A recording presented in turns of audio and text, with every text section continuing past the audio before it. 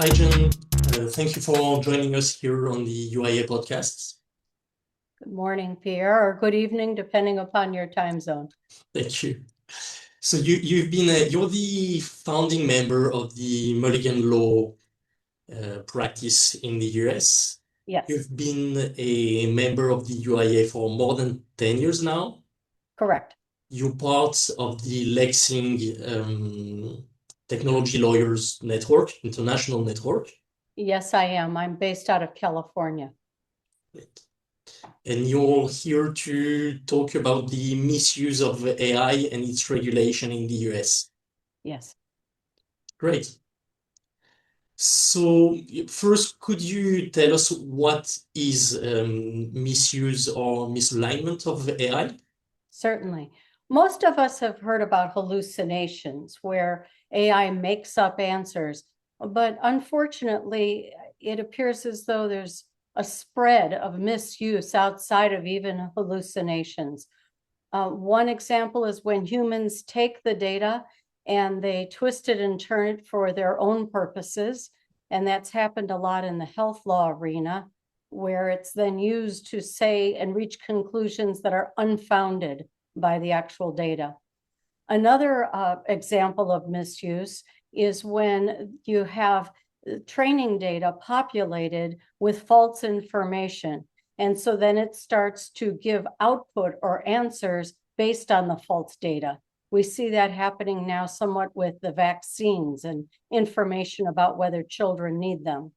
And then another area, which I think is more frightening than anything, is called misalignment. And that is where the AI system, for whatever reason, intentionally makes mistakes. There's a study where they used flipping a coin, and AI was to say if it was heads or tails and would be rewarded if it had the same answer as the human that was playing the game with it. But it showed that AI intentionally misrepresented whether it had a head or tail so that it would win more often. Intentionally. Intentionally. Wow. And while it sounds humorous when you're playing a coin toss, it has long-standing repercussions that are quite serious. For example, trained to be agreeable when a chatbot companion is communicating with a human. Sometimes it will take the information and it will falsely give a sense of that everything is okay with a human. Let me give you an example. There's been a rash of lawsuits in the US where people have committed suicide and they're calling the chatbot coach or AI agent a suicide coach. It's encouraging the person to commit suicide. And there's about 500 lawsuits pending in the US just for that type of misalignment or misuse. Okay, so that's quite a big issue, actually. Scary, yes. And do you know what's going on in the US right now to address these issues, both on a state and federal level? Yes, unfortunately, it's very different. They're diametrically opposed views of how to handle this. I'll start with the state level because there is no federal overall artificial intelligence law in the United States right now. They simply can't get it through Congress. So the states, all 50, have gone off in their own directions trying to regulate this area. California, being the world's 6th largest economy and the home of artificial intelligence and tech, has the most rigorous rules. So California has specific laws enacted. They actually have one called the Chatbot Companion Law to restrict the ability of the chat box to be able to do this sort of false coaching. And there's laws requiring reporting and transparency, and that the artificial intelligence is not going to be liable, but the developers of it may be, because how do you hold, an algorithm liable? But the developers may be liable. And there's tons of California law in that area. Unfortunately, the federal law, as I said, has no overarching laws. And the executive branch, the president, has been trying to imprint what he wants in artificial intelligence through the use of executive orders. Now, executive orders are being, first of all, when President Trump got in office, he got rid of most of President Biden's orders regarding artificial intelligence. And he is trying, and he being President Trump, is trying to deregulate the whole area. And he has issued executive orders in this account saying there should be no state laws. It should just be federal. And federal wants it to be deregulated because it's better for the economy, at least of AI and technology. Fortunately, there are, if you believe that there should be protections, the use of executive orders is limited in the United States. It can, because Congress is supposed to make the laws, not the president. So the president's executive orders that seek to deregulate everything, and under the guise of First Amendment, not even have the type of regulation I mentioned California has. He can use that for federal contracts, which is huge, very important, artificial intelligence contracts. And also then he can try to encourage Congress to come out with policy and statutes consistent with what the executive orders say. Now, the issue is which one's going to win? Are the states going to be able to have strong protections if they choose to?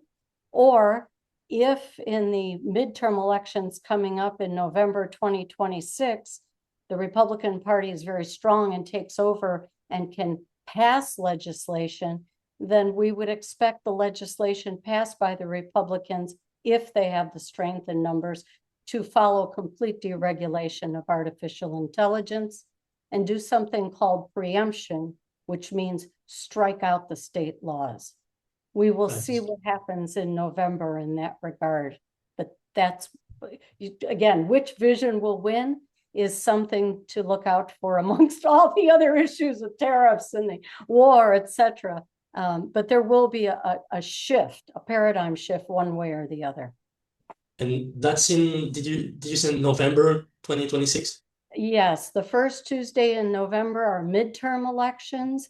And if the Republicans overwhelmingly get 2/3 of Congress, they will be able to pass laws consistent with President Trump's policy, because that's his party and they follow him. And that would mean trying to knock out California and other state laws that protect consumers. And instead, it will be much more business friendly and by deregulating artificial intelligence. Okay. And so as a company doing business in the US and maybe especially in and outside of California, what would you recommend as safety measures to guard against these issues? Yeah, good question. First of all, it's very difficult for even lawyers to follow 50 different state laws.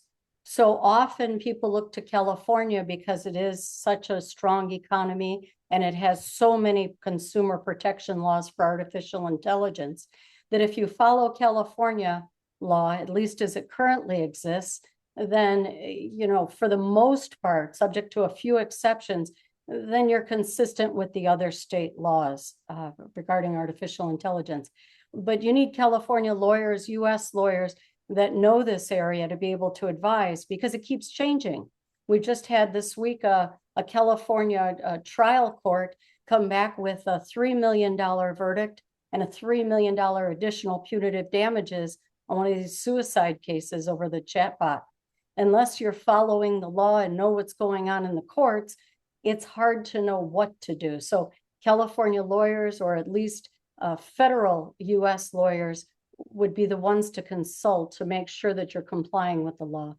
And the second thing is, be careful on what data is brought into the US, because everything is going to be used by the federal government, if they can, to train the AI. So if you're doing business in Europe, in Asia, the last thing you want is your clients in those countries' data to be used as training sets in the United States. So while people have, you know, usually de-identified the data that they try to transmit whenever possible, oftentimes de-identified data can be re-identified and attributable to a particular person. So you're better off, if you can, having these companies make the data anonymous, or better yet, not even transfer it over. Additionally, the question is to be business friendly and to be able to do business in the US. But if you come here, many lawyers now are not bringing their smartphones. You go through customs and you don't know what they're doing with the data. So they bring flip phones with no data on it. They bring laptops that have been wiped. I mean, I'm sorry to give this kind of advice, but for businesses transacting on behalf of their clients with the United States corporations, your European and Asian, South American clients would probably appreciate it if their own personal data didn't become part of our training sets at this point. Okay, so thank you for this, because I knew you would have some suggestions on what to do, but I had no idea it would be so intense. So that's very useful to hear. So keep watching the news. This is a rapidly changing area in the United States with diametrically opposed views, sort of like so many other issues in the US. But I think that we'll have more clarity about which direction the US will take as a nation after we see what happens in the November 2026 elections. So let's do a part 2 when we know what happens. Thank you. Thank you so much. I would look forward to that. And meanwhile, American people are very grateful for the communication with other countries. And I personally look to the GDPR and the UIA Act as to the golden rule or exemplary. And that's what California is trying to follow. Although unfortunately, it's a little watered down version, but it's the best we have in the US. Great. It's been very nice having you in waiting for part 2 now. Okay, sounds good, Pierre. Thank you for this opportunity. Bye-bye. Bye-bye now.